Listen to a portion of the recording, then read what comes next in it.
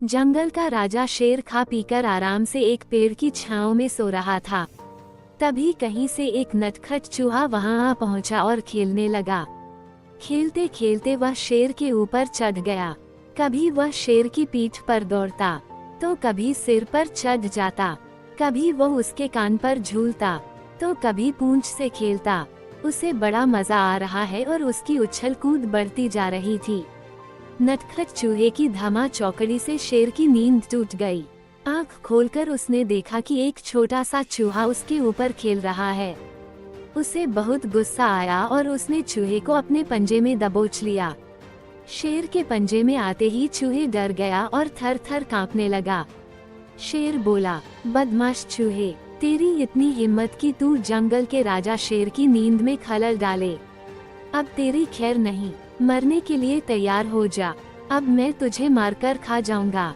मौत सामने देख चूहा गिड़गिड़ाने लगा। वनराज, मुझे क्षमा कर दें, मुझसे बहुत बड़ी भूल हो गई। मुझ जैसे छोटे से प्राणी को खाकर आपको क्या मिलेगा? आपका पेट तो भर नहीं पाएगा। कृपा कर मुझे छोड़ दीजिए।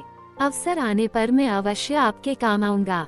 चूहे की बात सुनकर शेर हंसने लगा और बोला, मैं जंगल का राजा हूँ। मुझसे बलशाली इस पूरे जंगल में कोई नहीं। तू छोटा सा चूहा मेरे क्या काम आएगा? लेकिन फिर भी मैं दया करके तुझे प्राणदान देता हूँ। मेरी नजरों से दूर हो जा और आइंदा कभी मेरी नींद में खलल मत डालना। चूहा धन्यवाद कहकर वहाँ से चला गया। कुछ दिन बीते। एक दिन शेर जंगल में शिकार के लिए घूम रहा था कि वो शिकारी द्वारा बिछाए जाल में फंस गया। उसने बहुत प्रयत्न किया, किंतु जाल से बाहर नहीं आ पाया। वह मदद के लिए दहाड़ने लगा।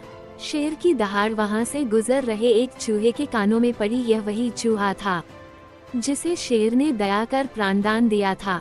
चूहे दहाड़ की दिशा में गया तो शेर को जाल में फंसा हुआ पाया। उसने फौरन अपने नुकीले दांतों से जाल काट दिया।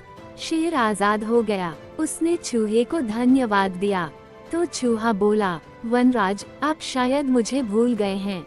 मैं वही चूहा हूँ जिसे अपने प्राणदान दिया था। मैंने आपको कहा था कि किसी दिन मैं अवश्य आपके काम आऊंगा। देखिए, आज मैं आपके काम आ ही गया। शेर को वह दिन याद आ गया और उस दिन की अपनी सोच पर बहुत पछतावा हुआ कि जिस चूहे को उसने तुच्छ समझा था, उसी की सहायता से वह शिकारी से बच पाया है।